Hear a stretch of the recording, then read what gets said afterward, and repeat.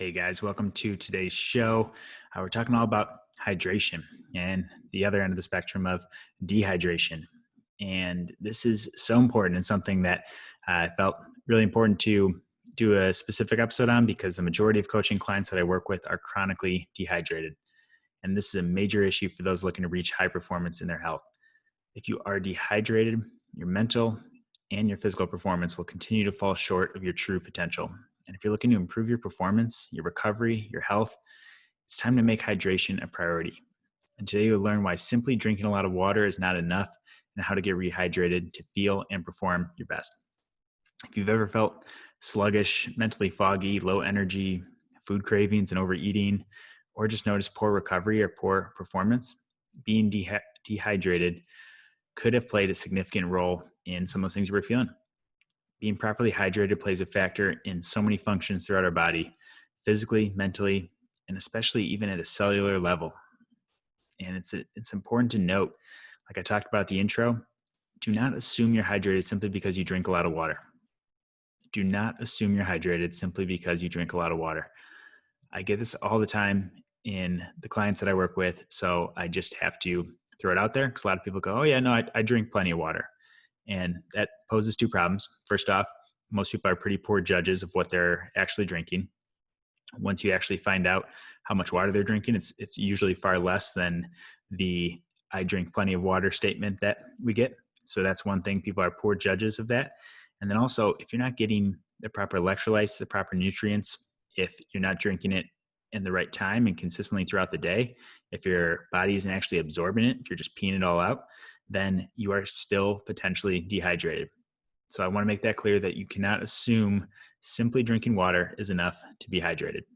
And you won't maintain proper hydration if you don't follow some of the other things that we'll talk about here towards the end of the show. I get it though. Staying hydrated, it doesn't seem challenging. It shouldn't be challenging, but it actually is extremely challenging. People struggle with this all the time. And it's our busy lifestyles. It's maybe not liking the taste of water for some people. It's hard to stay properly hydrated. But it's such a prevalent problem and it's one that needs addressing. Said if you're after physical performance or just mental performance, having more energy, more clarity, these are things that need to be addressed.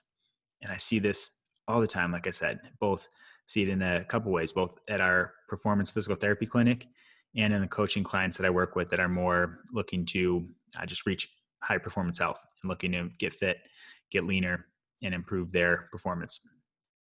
With our PT clinic, the clients we see through there, we have people trying to fight through pain, usually injury, inflammation. There can be some swelling, whether it's visible or not. There's usually inflammation and swelling kind of behind the scenes.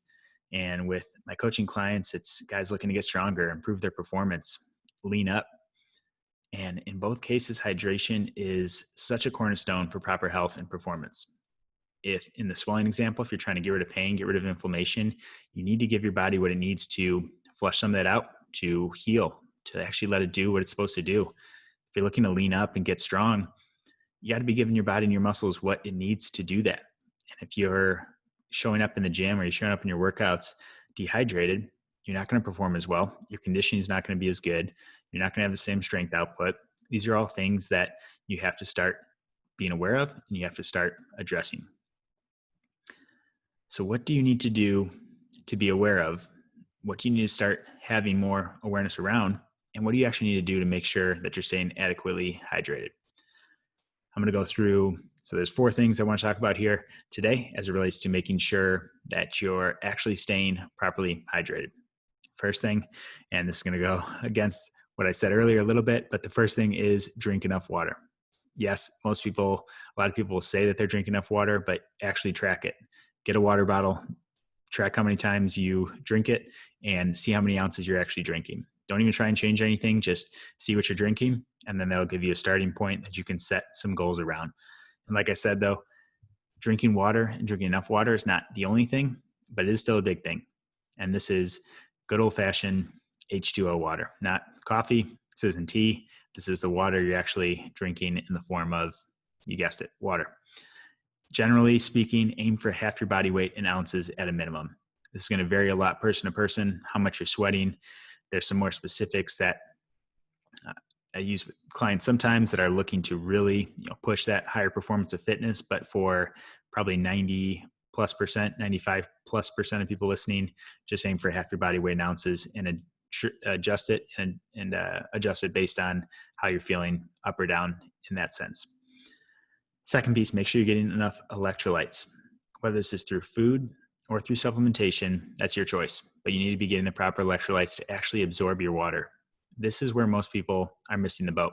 Most people that are even good about drinking water, I know some people say they drink, a gallon to up to like 200 ounces for the bigger guys of water that they're consuming a day. But if you're not getting the adequate electrolytes, then you're essentially it's just running through you and coming out into, when you go to the bathroom. So the important nutrients and electrolytes to consume would be mainly sodium, potassium, and magnesium. I said there's plenty of ways you can get this through whole food. If you're trying to do that, I do think supplements in this case can be very beneficial, just because you don't want to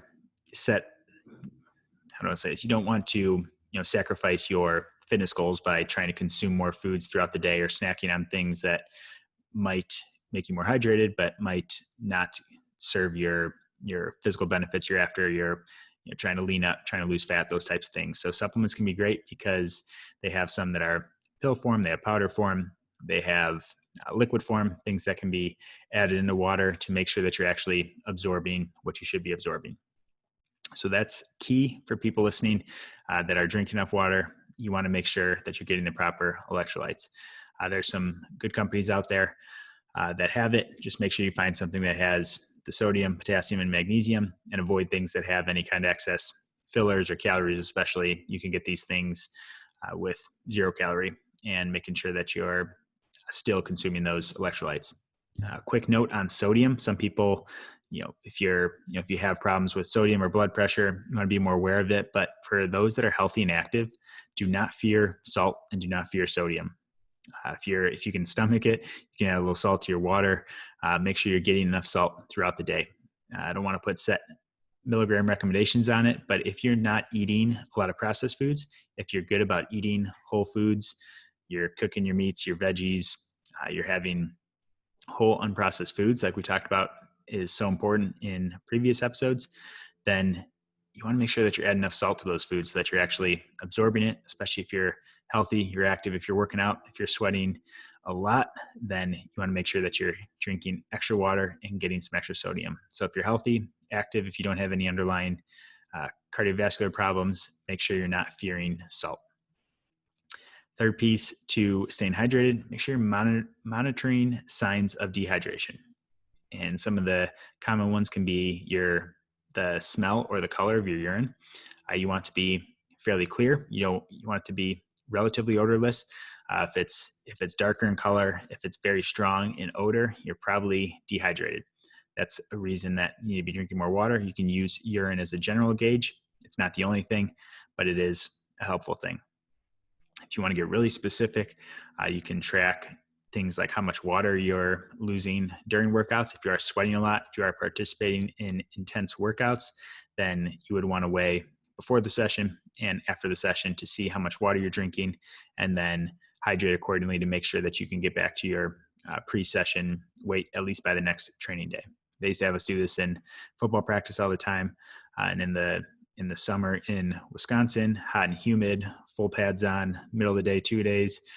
Man, I would lose 8, 9, sometimes 10 pounds in a single practice.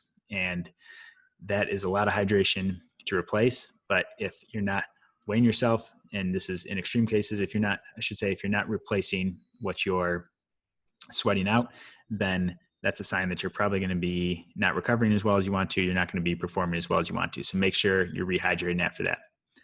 Another thing that I tell people to check, and it's called pitting edema.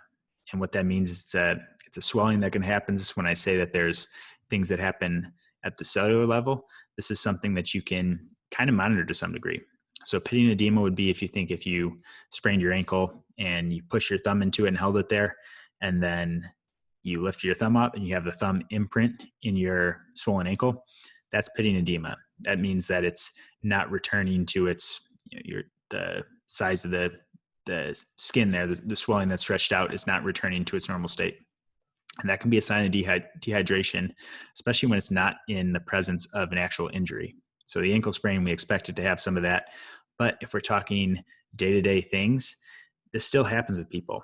And you can kind of push into one way I have people do this. Some people, if you kind of push into your shin and give it some good pressure and hold it there for 10 seconds, release it off, you should not have a thumbprint left in there. And you can pay attention to this if you're finding that you're sitting in a chair or something and your legs pressed against the leg of the chair, and you go walk around, you notice later that you still have an indent from the chair. Those can be signs of dehydration. And those are more subtle signs that tell people to monitor, because that means you're either not getting enough water, you're not getting enough electrolytes, or your body's not absorbing it well enough to be able to properly manage that. Last piece to monitoring signs would be to pay attention to the less obvious signs. So things like hunger can be a side effect of dehydration. Your energy, your mental clarity. Those are things to talk about all the time, where people get cravings. They think they're hungry, when in reality, that can be just your body's way of saying that it feels dehydrated. And the hunger signs, if that leads you to eat and snack and do those things, when your body really just wants water, then you're probably consuming extra calories, and you're probably setting yourself up for more of a challenge to reach your weight loss goals, your fitness goals, if you're reaching for food when your body really wants water.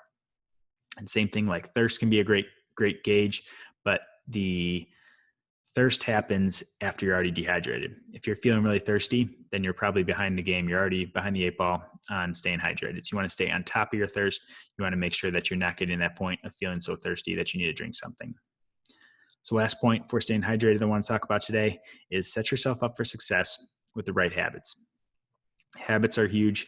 Make sure you have a water bottle near you. If you're not going to be, if you are at a desk job and you're super engaged with your work, and you're not always getting up and having time to go refill a cup of water, get a bigger jug of water, get a bigger thing that can support that, and make sure that you're getting enough.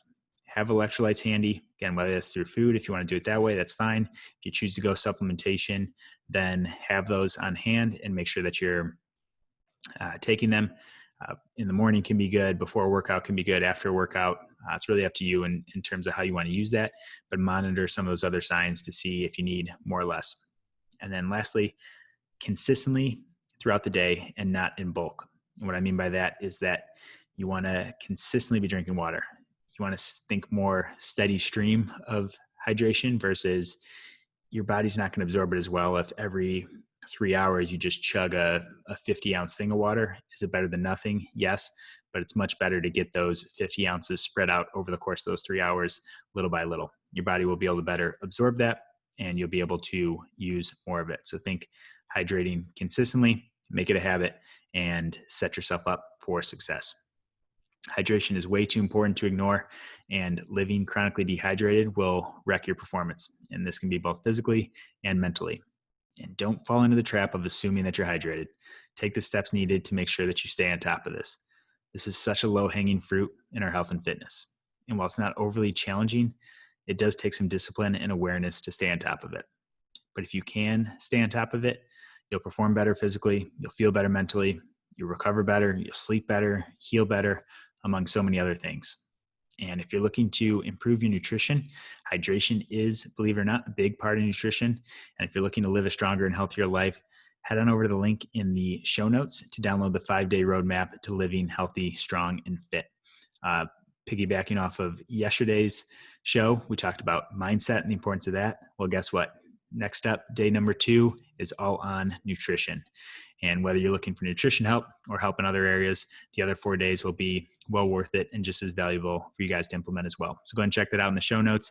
There's a link there to download that. And as always, guys, I put my email there in the show notes now too. Reach out if you guys need anything. Let me know if you guys have any feedback, any specific questions. The reason doing this is to spread the information on high performance health and to help you guys out. So reach out if you need anything, and I'll talk to you tomorrow.